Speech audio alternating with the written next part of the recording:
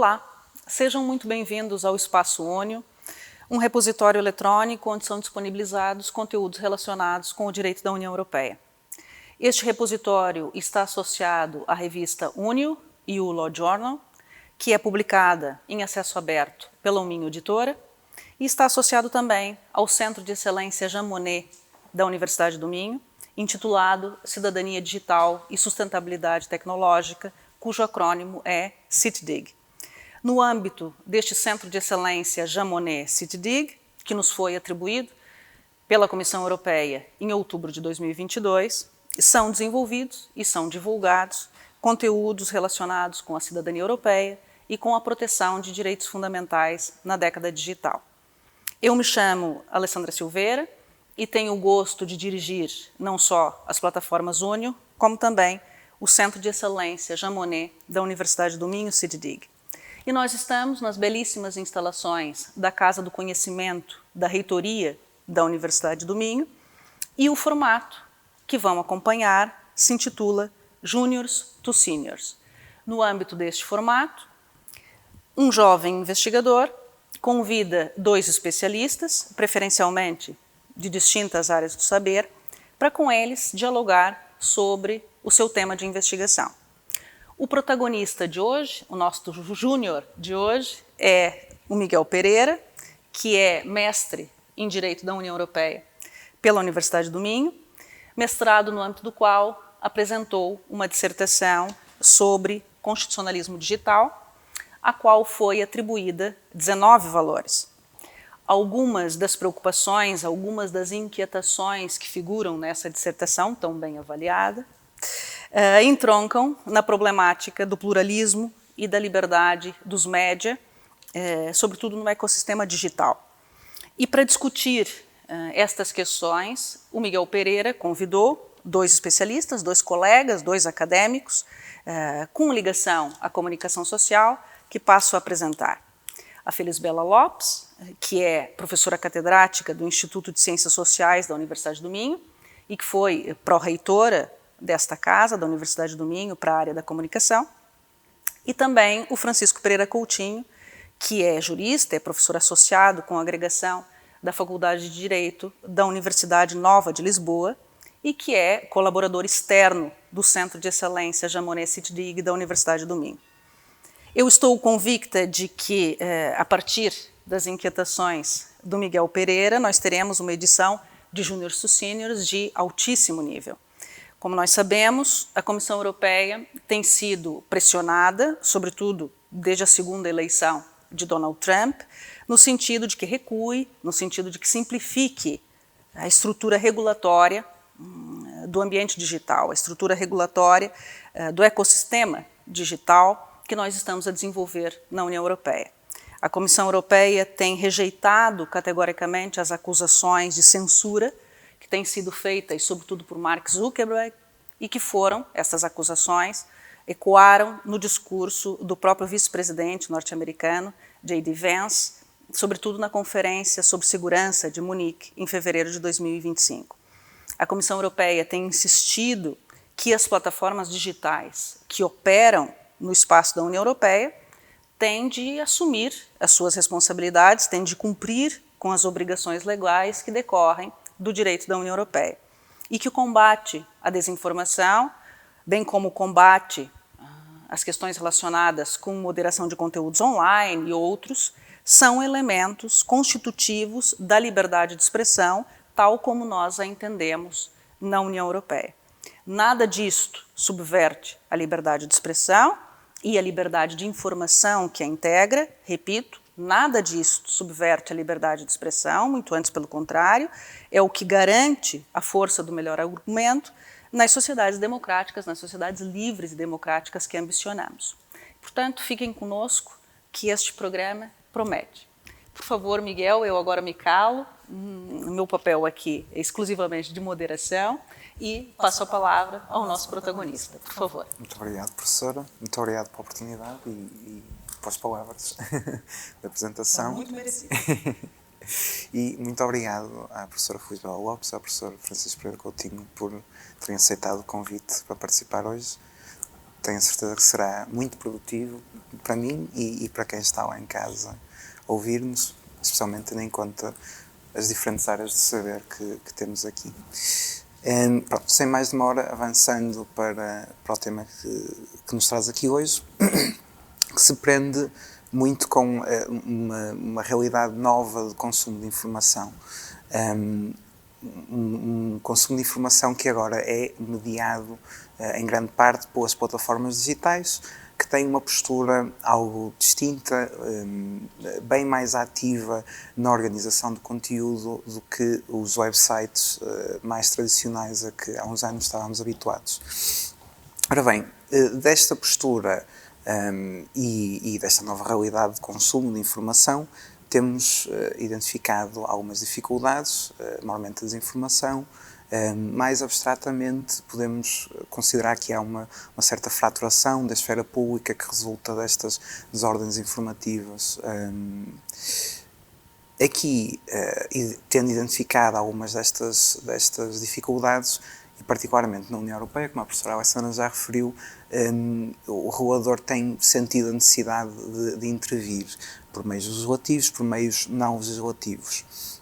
Ora bem, esta perspectiva europeia, de facto, e mais uma vez, como a professora Alessandra também já introduziu, está algo em contraste com a perspectiva americana, muito mais, enfim, com um entendimento, uma sensibilidade diferente para a liberdade de expressão, que parece, pelo menos nesta fase, excluir esta intervenção do regulador, esta intervenção pública neste domínio, como uma solução. Portanto, a minha questão, se calhar mais contextual para o resto da nossa conversa, é um bocado sobre, efetivamente, que legitimidade é que podemos reconhecer ao regulador a intervenção neste domínio. E se calhar, começando pelo professor, a pergunta é para os dois, mas começando pelo professor Francisco Pereira Coutinho. Obrigado, Miguel, e parabéns pelo 19. Também agradecer à Alessandra o convite e cumprimentar também a professora Feliz Bela. Eu respondi à sua questão dizendo que não concordo totalmente com a pergunta, porque parte já de uma diferença entre os Estados Unidos e a Europa na forma como olhamos para a desinformação. E à primeira vista ela é verdadeira, mas eu vou-lhe dar aqui um exemplo que mostra como este debate, esta aparente clivagem que existe entre a Europa e os Estados Unidos, nós tivemos-la cá em Portugal. Em 2021, a Lei 27 de 2021 aprovou a Carta Portuguesa dos Direitos Humanos na Era Digital. Estava lá um artigo 6º. Falava sobre desinformação. E aquilo que se propunha era justamente aquilo que diz que a União Europeia quer que os Estados façam. E já existia um Código de Conduta contra a desinformação. E o que é que fez a Assembleia da República? Pois muito bem, legislou e atribuiu ao regulador, à ERC, competências específicas neste domínio. Mais do que isso, disse que o Estado iria ter agora uma intervenção no sentido de procurar regular o discurso online através de certificados para fact-checkers, seriam selos de qualidade, falou-se também na altura da criação de estruturas de verificação de factos. Portanto, isto foi o que nós legislamos em Portugal em 2021. E o que é que acontece no ano seguinte? Tudo isto é revogado. E atenção, isto não foi revogado por pressão do Donald Trump nem do Elon Musk. Eles nem sequer tinham qualquer poder nos Estados Unidos.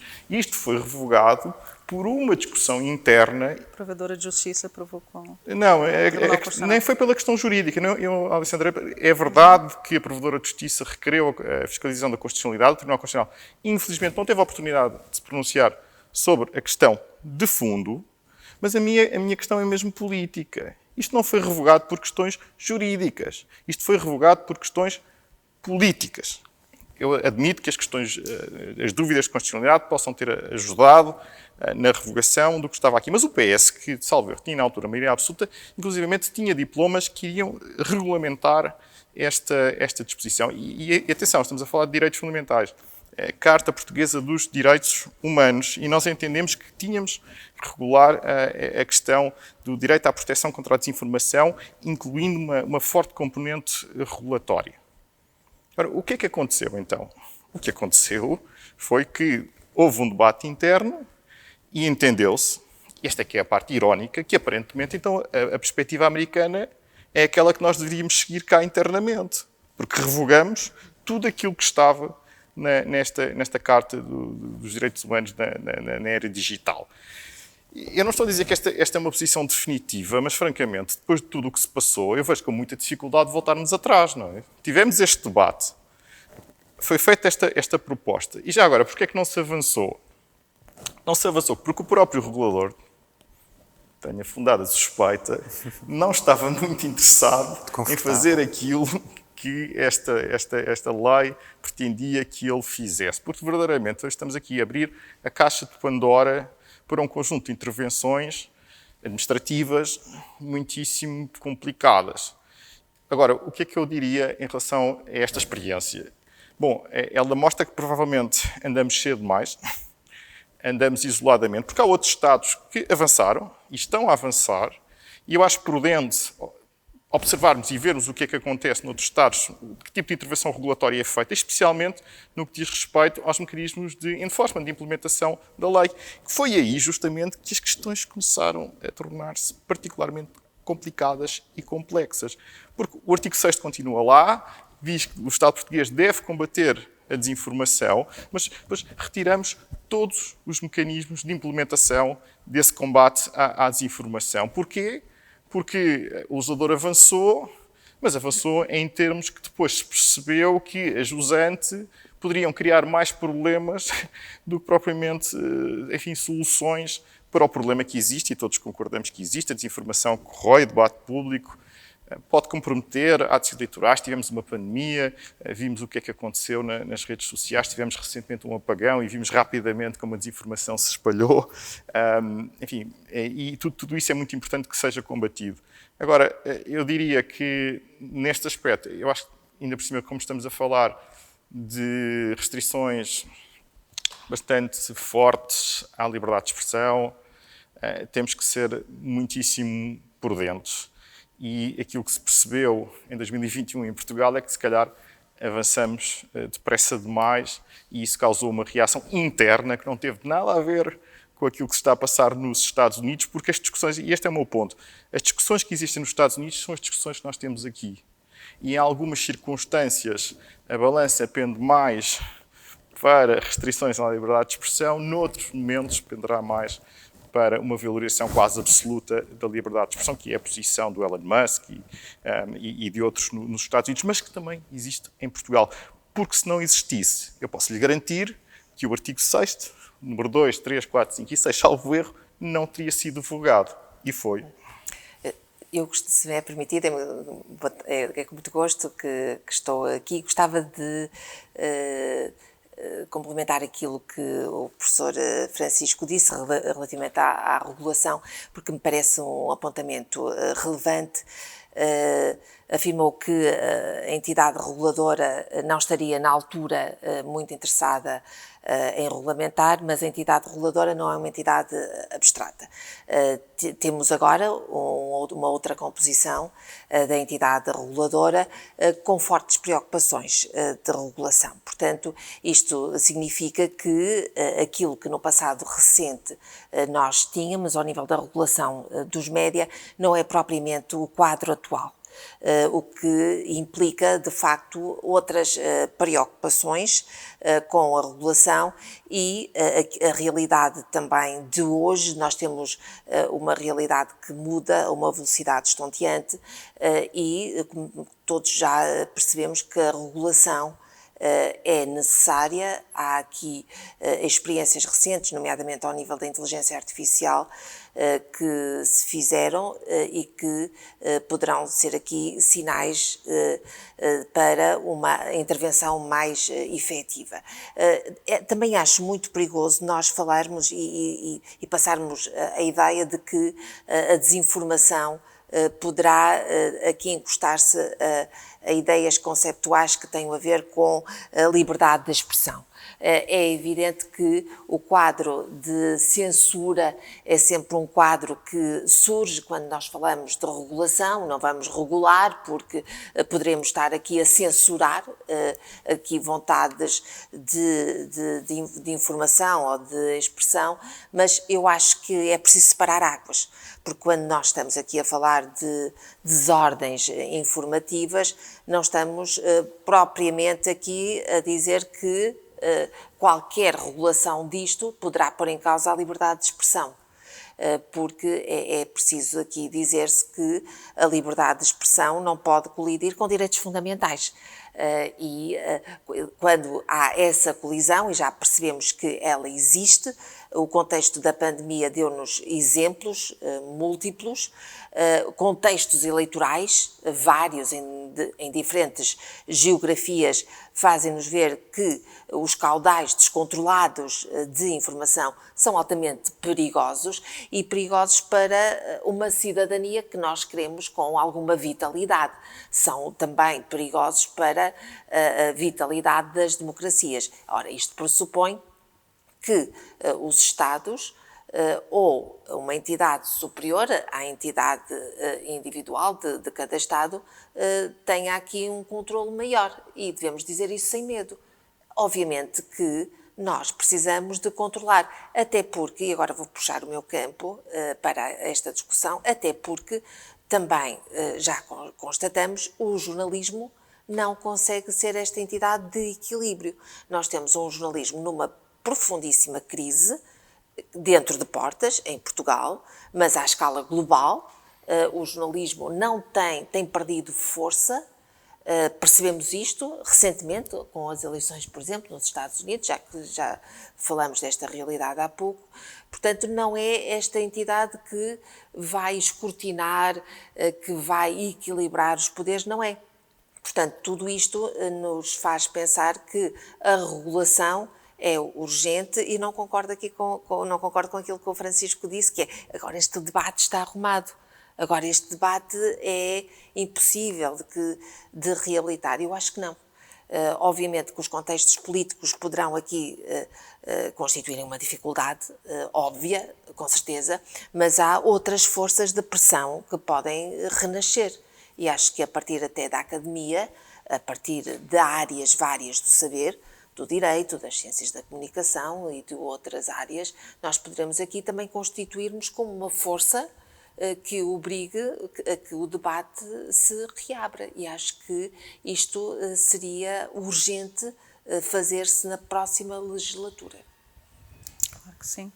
Se me permite, Miguel, eu tenho a impressão que aquilo que está subjacente à sua pergunta é uma ideia de que a liberdade de expressão há de ser exercida sem impedimentos, sem obstáculos, mas que isso não significa sem limites. Não é? O artigo 37 da Constituição Portuguesa e o artigo 11 da Carta dos Direitos Fundamentais da União Europeia bem ilustram essa concepção europeia do que seja a liberdade de expressão, que integra a liberdade de informação. E a tradição dos Estados Unidos da América não é bem esta. Não é? Praticamente não há limites na concessão da liberdade de expressão. Aliás, há uma jurisprudência do Supremo Tribunal dos Estados Unidos, que é uma jurisprudência seminal e que determina essa doutrina da liberdade de expressão, que permitiu a transmissão televisiva de um ato público da Ku Klux Klan. Portanto, isto para nós não seria admissível na Europa. Não é? E as Big Tech norte-americanas estão a defender agora a globalização deste entendimento de liberdade de expressão, que definitivamente não é o nosso, europeu. E foi só nessa perspectiva que eu acho que era a sua interpretação. Não, é exato. É uma visão que eu tenho também. Há uma certa... um certo apego europeu a um equilíbrio com outros direitos que julgo que nos Estados Unidos tende mais para a liberdade de expressão. Mas eu pego no ponto do professor Francisco, porque efetivamente eu também escrevi sobre o artigo 6º e numa ótica, enfim, a defender a postura do professor, devo ser sincero, especialmente no que diz respeito aos shows de qualidade e ao papel que uma entidade pública, nomeada pelo governo, assumiria no reconhecimento dos shows de qualidade. Não, mas se me permite só para tornar claro, quando eu disse que o debate está fechado em relação a isso. É isso. Sim. Isso não vai reabrir novamente. Não, o que eu queria chamar... Esse é que é o ponto, e a sua pergunta foi qual o papel do regulador. Nós tivemos aí uma abordagem maximalista, aquilo que o Estado devia fazer para controlar a desinformação. Sim. E felizmente houve um recuo bastante grande, porque é preciso também dizer, claro que a tradição americana não é igual à nossa, mas se formos ver a jurisprudência do Tribunal Europeu dos Direitos Humanos, a liberdade de expressão muitas vezes é interpretada em termos quase absolutos. E isto é a Europa, o Tribunal Europeu dos Direitos Humanos. Quer dizer, que praticamente todos os casos que chegaram lá relativos a restrições à liberdade de expressão e de imprensa vindos dos tribunais portugueses, o Estado português tem perdido quase todos os casos. O que mostra bem como é que essa harmonização é feita ao nível dos tribunais internacionais europeus, na Europa. Os tribunais portugueses não o fazem. A nossa tradição local, nacional, de facto, não é muito diferente da americana. Mas a europeia, eu não iria tão longe. Claro que eles dão exemplos de situações em que, de facto, nos Estados Unidos há um entendimento quase religioso da liberdade de expressão, não é o nosso caso, mas também é muito amplo. Sim. Não, isto só para dizer que, de facto, eu acho que o que aconteceu com o artigo 6º foi... a perversão, se calhar é uma palavra um bocado forte, mas aquilo que foi feito na Europa a nível de mecanismos voluntários, ou seja, aquilo que se procurava que fosse uma abordagem correlatória, mais de procurar o buy-in da indústria, da comunicação social, para assumir determinadas medidas de segurança. Cá em Portugal, efetivamente, optou-se por uma via legislativa que eu acho que, de facto, é um bocado mais, uma mão mais pesada do que aquilo que se pretendia a nível europeu. Por outro lado, a professora aponta muito bem, os jornalistas não são sozinhos a solução para um problema. A desinformação não é um problema dos jornalistas, é um problema da sociedade, é um problema de má informação no geral. Muito obrigado. Avanço agora, se calhar, para a próxima questão que trouxe, que se prende um bocado com isto, efetivamente, com estas dificuldades que fomos identificando. Agora, aquilo que eu gostava de explorar um bocado mais era a questão da qualidade da informação. E como a qualidade da informação é afetada com esta alteração de padrões de consumo de informação, que passa a ser muito mais online e muito mais mediado por plataformas digitais, sendo que esta mediação implica uma certa perda de controle editorial que nós reconhecemos nos média convencionais, nos média tradicionais. Este controle editorial é em parte substituído por uma curadoria algorítmica do conteúdo que determina a relevância, a preponderância, o público na prática. Pronto, e sendo algoritmo acaba por ser sempre ligeiramente mais opaco, para dizer no mínimo. Portanto, a minha questão é, e se calhar desta vez começando pela professora Rui Isabela, qual é o impacto que nós podemos identificar ou que podemos antever na qualidade da informação, tendo em conta estas novas dificuldades, estes novos padrões de consumo e de apresentação de conteúdo? É um impacto enorme. Nós deveríamos fazer essa análise a nível sistémico, porque os próprios média noticiosos também são influenciados por este novo ambiente. Dou um exemplo, os jornais que têm contas nas redes sociais fazem a sua seleção dos conteúdos que publicam nas redes sociais de acordo com aquilo que é o interesse do público, dos utilizadores, por determinados conteúdos, e o interesse dessas pessoas não se localiza, por exemplo, em assuntos macroeconómicos ou em política internacional.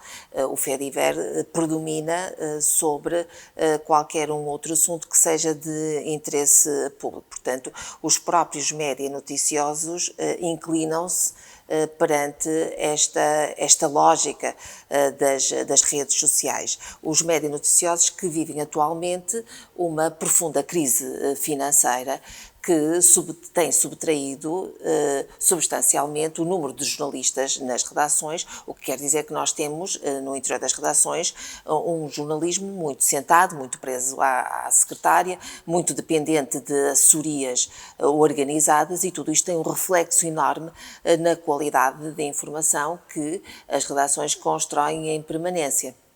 Depois, adicionalmente, temos estas lógicas que são ditadas pelas plataformas tecnológicas que estão interessadas em tudo menos naquilo que é uma informação de qualidade. Portanto, e neste ambiente também se promove uma confusão grande entre conteúdos que são gerados pelos cidadãos, às vezes com intenções muito positivas, outras vezes com intenções mesmo de criar conteúdos falsos. Portanto, há aqui um novo ambiente que gera uma tendência para nós confundirmos esse tipo de informação com a informação jornalística. As pessoas, para além de não terem esta capacidade de distinguir entre aquilo que é um artigo jornalístico e aquilo que é um conteúdo que qualquer um de nós pode gerar nas redes sociais, a isto acresce a nossa indisponibilidade para pagar a informação. Portanto, nós não estamos disponíveis para pagar a informação que consumimos. Portanto, nós partimos do pressuposto de que a informação é gratuita. Ora, a informação gratuita não é propriamente a informação de qualidade, porque a informação de qualidade pressupõe aqui um jornalismo feito em profundidade, que exige tempo, que exige o confronto de várias fontes de informação, que exige investigação e que exige outros meios. Portanto, esse jornalismo é cada vez mais difícil de encontrar.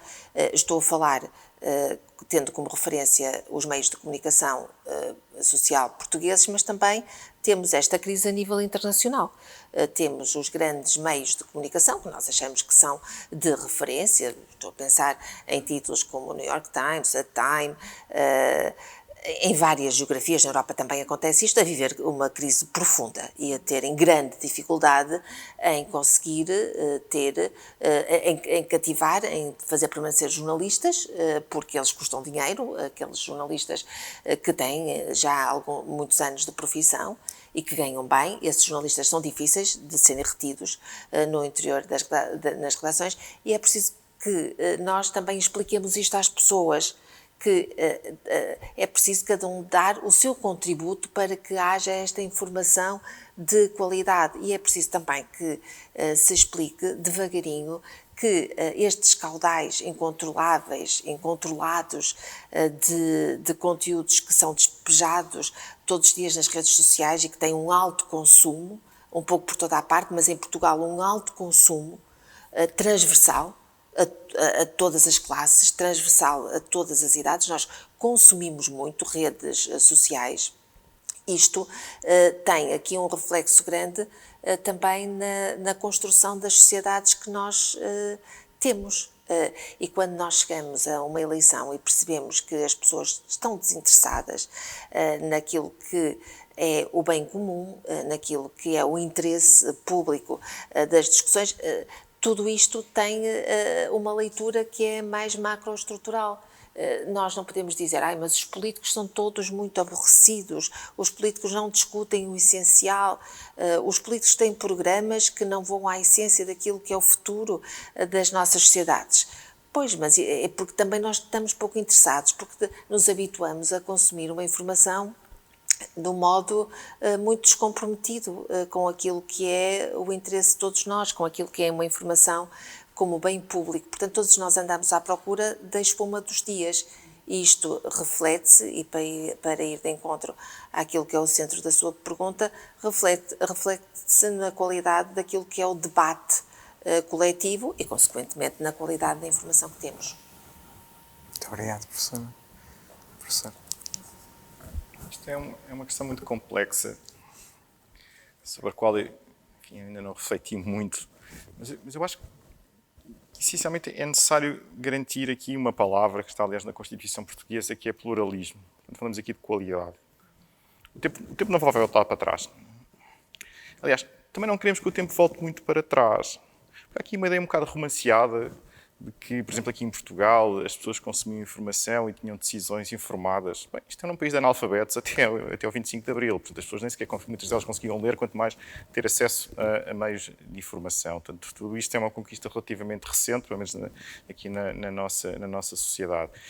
É verdade que os padrões de consumo de informação mudaram radicalmente. É verdade que nós conseguimos garantir, por exemplo, através da ERC, um pluralismo nos meios de comunicação social, porque eram meios de comunicação tradicionais. E agora, e esta aqui é a parte interessante, até porque nós temos legislação nova na União Europeia, que eu gostava de falar sobre ela, que é o Regulamento dos Serviços Digitais. Esse sim que se destina a regular empresas americanas, que são basicamente as únicas que caem no âmbito de aplicação deste regulamento. E é interessante porque chama-lhes gatekeepers, guardiões. Bem, segundo o Tribunal Europeu dos Direitos Humanos... E são gatekeepers. Não, mas os gatekeepers, os cães de guarda dos valores democráticos, eram os mídia. Sim, os jornalistas. Os jornalistas, os mídia em geral. Agora, são eles. Porque as pessoas consomem informações nas plataformas deles. E o seu modelo de negócio não foi feito para dar notícias. O problema é que as pessoas consomem, enfim, muito tempo nas redes sociais e não têm tempo para fazer outras coisas e estão à espera de receber informação ali. E, portanto, a única coisa que nós podemos fazer, e este regulamento procura fazê-lo, é fazer algo que também fez referência e falar um bocado dos algoritmos. É muito à volta disso. Garantir alguma transparência na forma como os algoritmos funcionam, para tentar que as plataformas tentem ser o mais neutrais possíveis e procurem dar... E isto é difícil porque as plataformas não são mídia, não são o Estado, mas no fundo nós temos que replicar dentro das plataformas o pluralismo que nós tentávamos no fundo fazer ao nível estadual até o surgimento destas plataformas. Isto obviamente é difícil.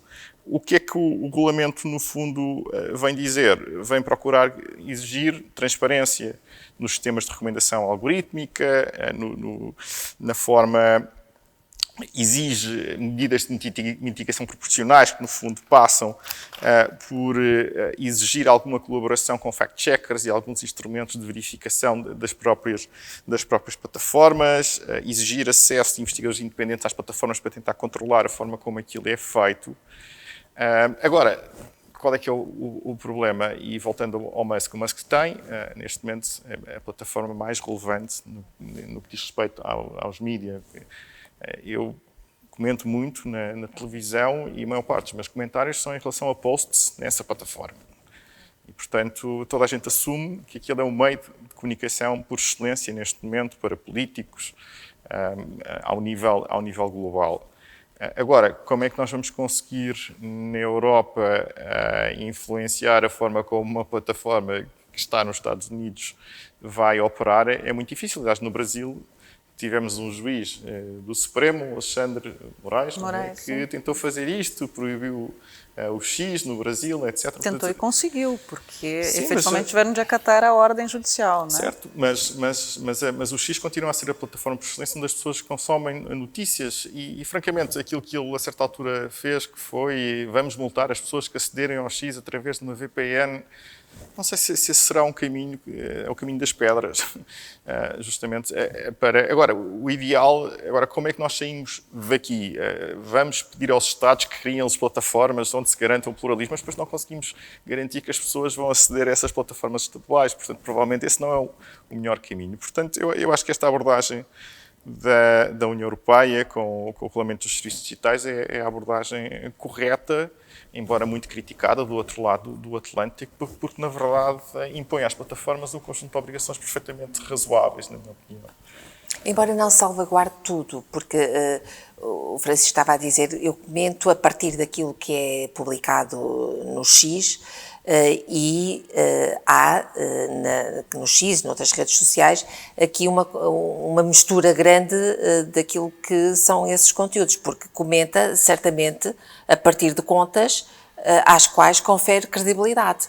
Portanto, há aqui contas que são institucionais, que são de pessoas a quem nós reconhecemos a competência em determinado domínio, e é a partir daí que faz esses comentários, e depois nessas redes também se misturam outras contas de outras pessoas, também de outras instituições, de outras instâncias de poder, às quais nós não conferimos essa credibilidade. Aliás, até desconfiamos. E isso também pode dar aso a alguns comentários. Agora, nós também somos aqui uma elite que consegue ter aquilo, uma literacia que permite distinguir esses conteúdos, que são conteúdos que são mais fidedignos de outros que poderão aqui ter informação falsa. Acho curioso, porque a minha leitura é sempre a partir do jornalismo, que é, o Francisco dizia, através dessas plataformas nós consumimos notícias. E nós temos aqui um problema grave também ao nível da sustentabilidade das próprias empresas que produzem notícias, porque este consumo de notícias que se faz através das redes sociais é um consumo que não é pago.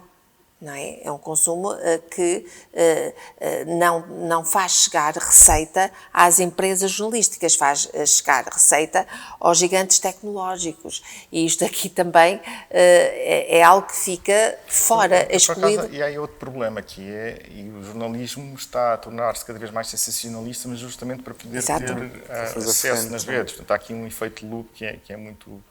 É muito claro. Porque o jornalismo ambiciona que haja um trânsito a partir das redes sociais para os sites, porque se está a ensaiar modelos de negócio que convertam os sites em sítios que proporcionem lucro, e isso é um modelo de negócio que não está a resultar, porque essas receitas geradas a partir dos sites são receitas muito reduzidas que não servem para a sustentabilidade dos meios de comunicação social, e temos em Portugal, com exceção do Serviço Público de Média, que tem aqui uma outra base financeira de sustentabilidade, temos todos os órgãos e todos os grandes grupos mediáticos asfixiados. Percorrendo, por exemplo, todos os canais de televisão privados, nós não temos um grupo em relação ao qual possamos dizer, não, este grupo tem uma boa saúde financeira. Portanto, não é isto que acontece atualmente em Portugal. Temos uma gravíssima crise que nós não estamos a conseguir resolver.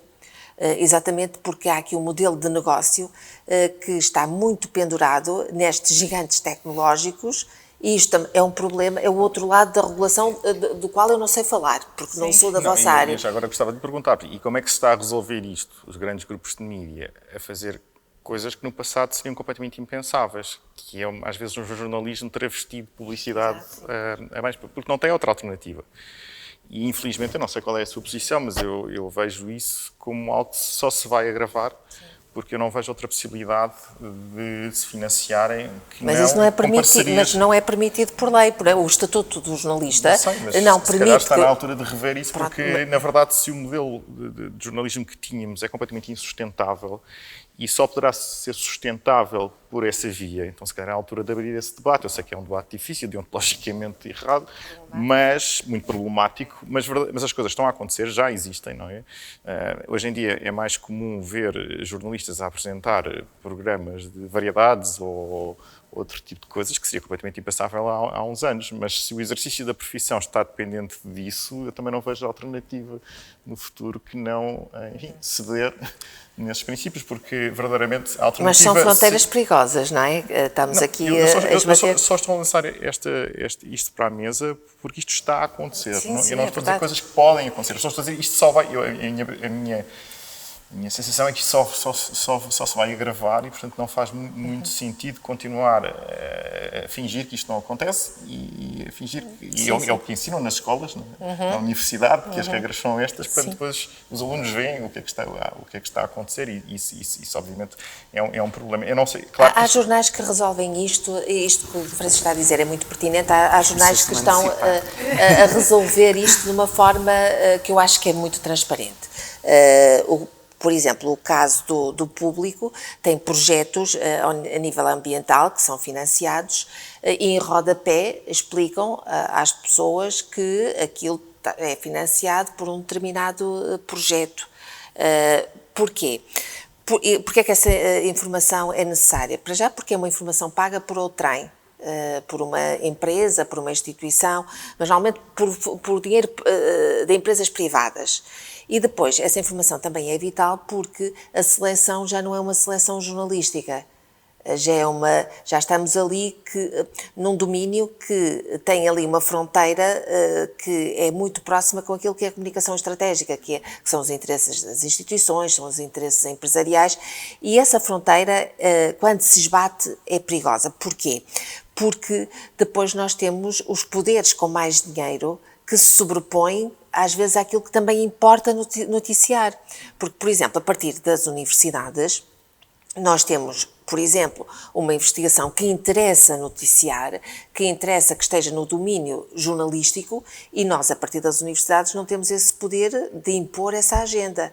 E perante outros domínios económicos que têm mais esse poder, isso ficaria para trás. Portanto, é bom que também isto não ganhe assim tanto caminho.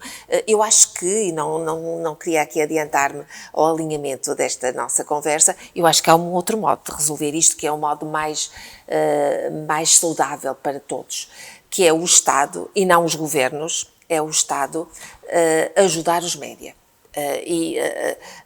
Na legislatura que está agora a fechar-se, nós tivemos um ensaio que me parece ter sido um ensaio muito positivo, que foi aquele que foi desenhado pelo Ministro dos Assuntos Parlamentares, pelo Ministro Pedro Duarte, que foi a criação de um pacote de ajuda aos média.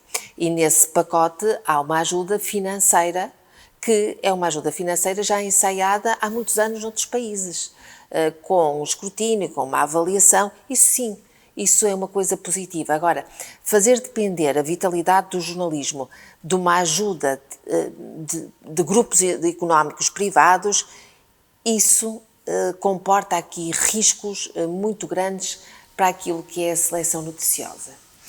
Engraçado que isso é um bocado a ótica, voltando ao paralelismo com o outro lado do Atlântico, que se tem adotado também nos Estados Unidos. Há um investimento cada vez maior do setor privado nos mídias. Os professores acabaram por antecipar duas das questões que eu tinha aqui, que uma delas era de facto, enfim, sobre a intervenção regulatória, o regulamento de serviços digitais, os deveres de cuidado, a transparência, e aqui eu aproveitava de facto porque há aqui uma componente não legislativa que é bastante importante. Portanto, a União Europeia tem tido algum cuidado para não legislar diretamente sobre as questões que não sejam criminais relativas àquilo que pode caber no conceito de liberdade de expressão, nomeadamente a desinformação. E é exatamente essa a dificuldade, acho eu, que encontramos com o caso do X, porque na prática o regulamento de serviços digitais vem impor algumas obrigações. O X continua obrigado pelo regulamento de serviços digitais, não está obrigado porque se descomprometeu com o código de conduta da desinformação. Atualizado agora pela Comissão Europeia. Exatamente. E, portanto, acho que essa é uma anotação importante, porque aqui temos essa dificuldade, ou seja, apesar de, pela via legislativa, termos, enfim, conseguir pôr um mínimo de proteções, um mínimo de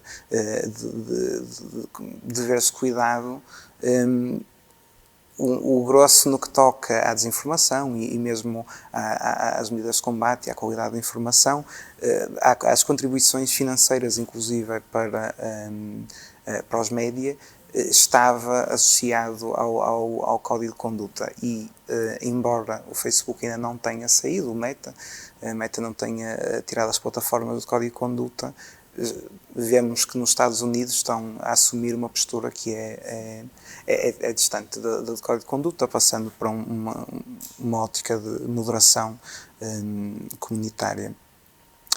Por outro lado, a professora também tocou numa outra questão que eu acho que é fundamental nestas discussões, que é a da sustentabilidade financeira dos média. Porque, de facto, há assim esta transformação do nosso consumo de informação vem muito associado às nossas expectativas relativamente à forma como obtemos, ao tempo que perdemos a obtê-la e ao dinheiro que gastamos nela. E efetivamente aqui, e eu acho que a professora já antecipou algumas das dificuldades que isto tem causado para a qualidade da informação, no fundo, e alguns dos modelos que têm sido adotados. Eu ia pedir, se calhar, para explorarmos um bocadinho mais essa área e fazer uma ligação a um outro ponto que eu acho interessante, que é o facto da intervenção estatal neste domínio. Aqui a preocupação, naturalmente, é a garantia da independência e integridade jornalística e falarmos de algumas iniciativas legislativas globais às quais temos assistido nos últimos tempos. Se calhar, professora. A ajuda do Estado é necessária, mas tem de ser muito bem cuidada. Dou um exemplo, porque às vezes há uma atitude benigna que tem efeitos desastrosos. Quando foi pensado este pacote de ajuda aos média, criou-se uma medida que eu própria já defendia isso há muito tempo, que está concretizada, que tem a ver com a oferta de assinaturas de jornais a jovens, penso que dos 15 aos 18 anos. Ora, todos nós achamos que esta medida é benigna, que é oferecer uma assinatura a um jovem, é algo muito positivo e que não merece qualquer crítica. Ora, isto não é bem assim, porque quando se anuncia isto, temos que pensar de uma forma global. Ora, o que é que isto significa? Quando um jornal diz, quando o Estado negocia com os média e diz, olha, nós queremos oferecer uma assinatura e vamos fazer isto, a assinatura anual dos jornais custa em média cerca, os grupos têm um número muito sugestivo, que é 99,99, 100 euros anuais custa a assinatura, e este pacote foi feito a pensar que este custo poderia ser pensado para metade, cerca de 50 euros. Muito bem, mas o que é que isto significa? O que é que isto significou? Significou uma grande preocupação dos grupos, porque começaram a ver, bom, mas as assinaturas que já estão cativas e que têm aqui titulares com filhos entre os 18 e entre os 15 e os 18 anos, vão fugir para o pacote, porque esses jovens vão ter a assinatura e os pais vão beneficiar dessa assinatura. Isso suscitou uma enorme preocupação que teve aqui um efeito muito positivo, porque alguns órgãos de comunicação social tiveram aqui iniciativas com muita imaginação, por exemplo, e foram opções diferenciadas. O público criou uma aplicação só para conteúdos especiais em relação aos quais os jovens têm um interesse. Portanto, e é uma aplicação, já não há uma assinatura. Portanto, desviaram-se. O Jornal de Notícias selecionou conteúdos. Portanto, não abriu todo o jornal. Isto para manter o interesse na assinatura e, em contrapartida, portanto, para reter os assinantes que já estão cativos, e, paralelamente, criou-se aqui uma alternativa. E com essa alternativa, criou-se uma atração para outros conteúdos. O que é que isto significa? Significa que o Estado não antecipou isto, e foi, neste caso concreto, isto não foi antecipado, mas gerou-se aqui uma oportunidade. E esta oportunidade, eu acho que dá-nos aqui alguns ensinamentos, dizendo que é preciso ação no apoio.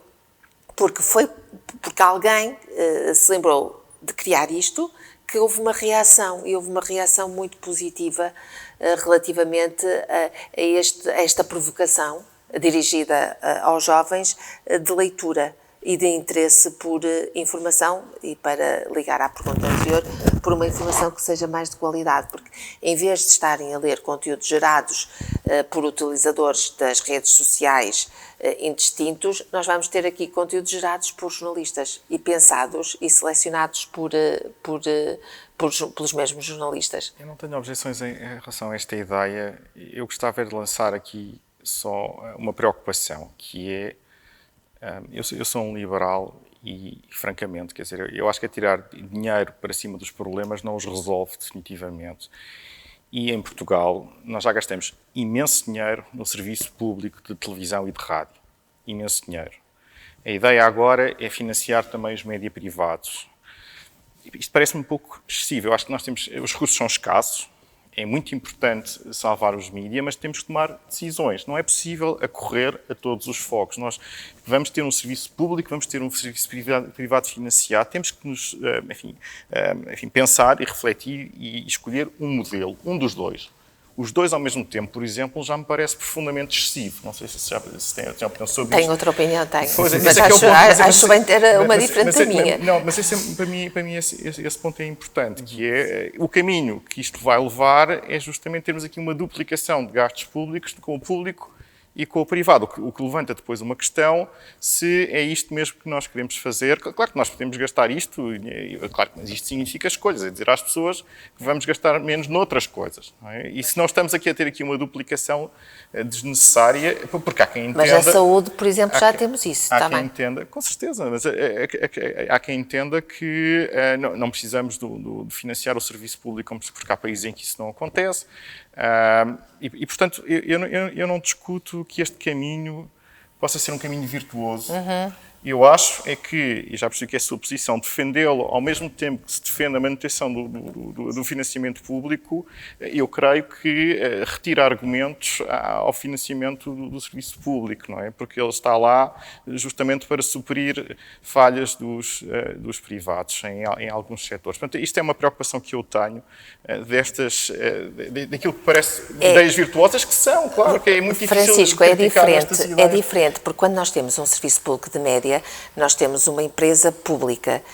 Quando temos projetos editoriais, temos privados, não é? Que têm aqui ajudas pontuais. Eu só estou a dizer que estamos a gastar imenso dinheiro público nos média. E, claro, há um limite ao que podemos gastar, não é? E tem que ser feitas escolhas.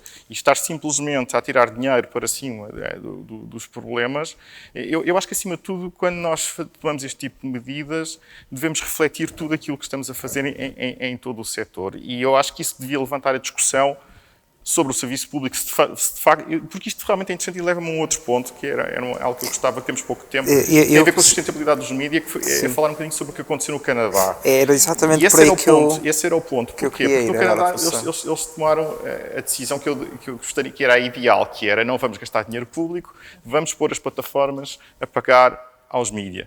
Já que os mídias estão a fornecer conteúdos que depois os utilizadores das plataformas utilizam, e como as plataformas têm bolsos fundos, deep pockets, então por que não seriam eles a pagar e não o contribuinte? Porque isso é a minha crítica agora, que é, eu não tenho nada contra as assinaturas, mas isto é dinheiro público e, portanto, o dinheiro do contribuinte tem que ser muito bem pensado como é que ele vai ser gasto. Não obstante, obviamente, estes programas têm virtudes.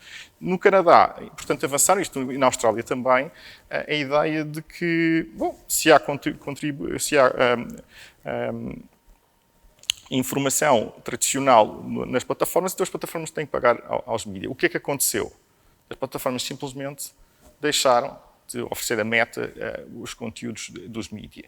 E isso levou a que a informação consumida nas plataformas fosse muito pior e levou, inclusivamente, a uma polarização. Aparentemente, isso terá tido até, inclusivamente, algumas consequências nestas eleições e recuaram nessa medida, pelo menos suspenderam-na parcialmente. Uma ideia que parecia ótimo, aparentemente não se conseguiu implementar. Não sei até que ponto é que juridicamente seria admissível obrigar as plataformas a pagar e não deixar, enfim, a possibilidade de o fazer. Não sei até que ponto é que nós conseguiríamos fazer algo de semelhante. Seria um modelo, mas é um modelo um bocadinho complicado, começar a obrigar as plataformas a pagar a quem deixa lá conteúdos e isso não fazer parte do modelo de negócio, mas isto só prova como esta discussão é tão difícil, não é? Mas temos que ir experimentando modelos, como eu referi há bocado a propósito da Carta dos Direitos Humanos, temos que ir experimentando e não entrar em grandes experimentalismos e no fundo, ir repensando e pensando qual é o sistema mais equilibrado na relação de um setor tão difícil. Não, é só porque efetivamente o professor acabou por reconduzir para a questão que eu queria para a qual eu queria avançar, porque efetivamente temos uma perspectiva de financiamento público e depois temos uma perspectiva de financiamento público às avessas, de certa forma. Efetivamente, pode haver aqui uma componente política. Já não é a primeira vez que se tenta isto. Na Austrália, já julgo que foi em 2020 ou 2021, avançou-se com um modelo semelhante ao que agora se propõe tanto na Austrália como no Canadá, que é uma espécie de imposto sobre as plataformas digitais por fazerem hosting de conteúdo dos média tradicionais. Na altura, na Austrália, a opção anterior, que foi a que eu depois julgo que se discutiu mesmo cá na União Europeia, muito preliminarmente, e acho que foi afastada logo no Parlamento Europeu, que foi uma opção enfim, forçar de certa forma as plataformas digitais a negociar com os mídias tradicionais uma espécie não sei qual será a melhor expressão, mas enfim, pagar uma parte do conteúdo que é consumido lá por se considerar que as plataformas digitais beneficiavam desse tráfego. Na altura, se calhar por condições políticas mais favoráveis ou menos favoráveis às plataformas digitais, aliás, nos Estados Unidos, o Facebook fez exatamente o mesmo que fez agora no Canadá, que foi retirar os conteúdos noticiosos completamente. Aliás, na altura ameaçaram sair do país completamente. E ao fim de algum tempo acabaram por chegar a um acordo e fizeram vários acordos enfim, com mídia tradicionais. Aqui o argumento deles é que a maior parte das pessoas não vão para as redes sociais consumir notícias.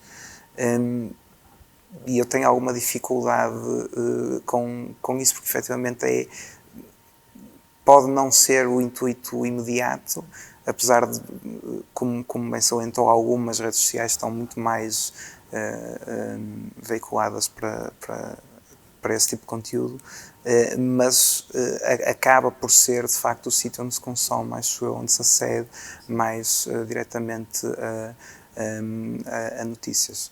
Portanto, aqui parece haver, na minha ótica, e se calhar esta era assim, muito brevemente, eu julgo que já não temos grande tempo, é só isso, é só de facto perceber se temos aqui duas posturas algo diferentes, se esta abordagem mais correlatória, ou seja, mais uma parceria, procurar uma parceria entre o regulador e os privados para chegar a um acordo, não por via legislativa, mas por via de confluência de vontades, seria algo que, na prática, atenderia às vontades de quem tem uma visão mais de facto mais dependor de apoio público versus uma visão que afasta um bocadinho mais essa ideia. Que é em larga medida o que a União Europeia está a tentar fazer, não é? Exatamente. Uma palavra final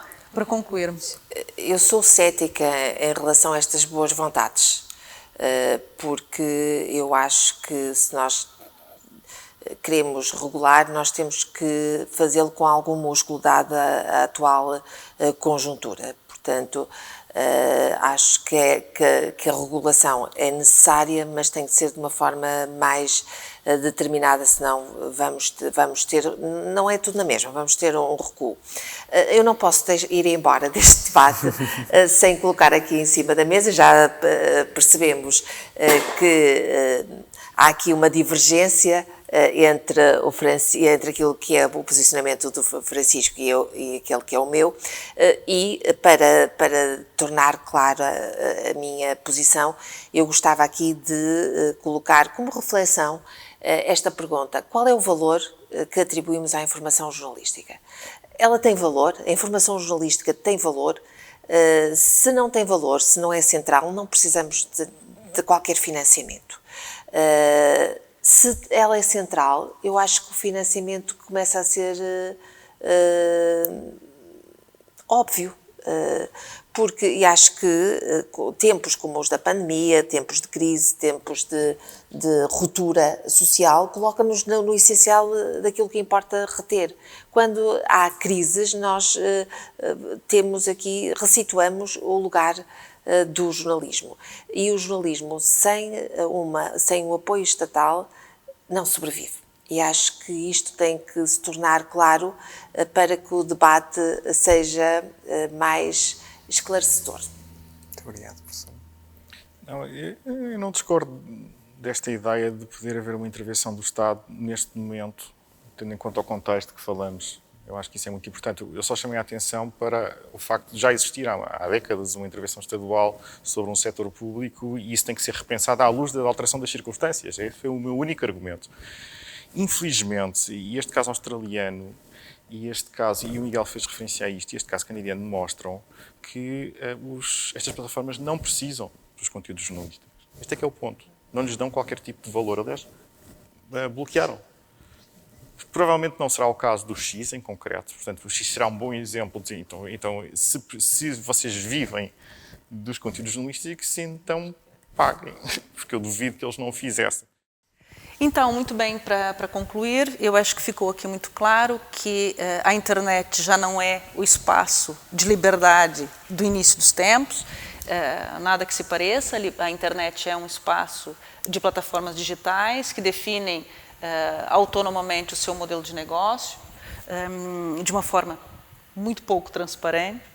E nessa perspectiva, o Miguel diz algo muito acertado na sua dissertação: as plataformas digitais exercem uma forma de poder quase público.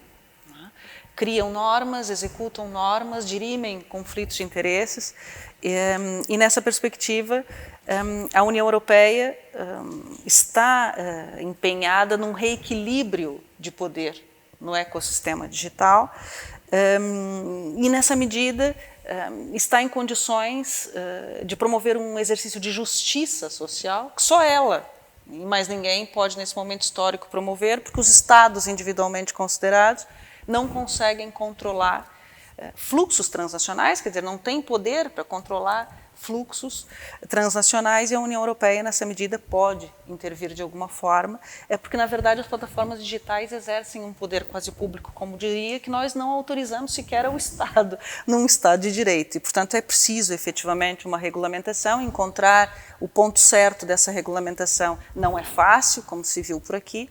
De qualquer forma, o exemplo que o Francisco traz muito bem da Carta dos Direitos Humanos na era digital ilustra que os Estados pensam soluções, mas que depois não são operativas, e, portanto, a União Europeia, nessa perspectiva, porque a internet não tem fronteiras, está muito mais bem posicionada para regular no exercício das suas competências no âmbito do mercado único digital. Miguel, eu acho que foi muito bom, não é? Para concluir, por favor, uma palavra final. Sim, é só um agradecimento aos professores pela participação. Acho que foi muito enriquecedor para mim, pessoalmente, e acho que, no geral, tivemos aqui duas perspectivas muito interessantes, muito bem formadas sobre esta temática, portanto, terá sido muito proveitoso lá para casa. E um agradecimento à professora Alessandra pelo apoio na tese como minha orientadora e pela oportunidade de hoje participar. Muito bem, é continuar. E para quem nos acompanhou, muitíssimo obrigada. Não percam uma próxima edição do Espaço ONU nas suas várias modalidades. Muito obrigada.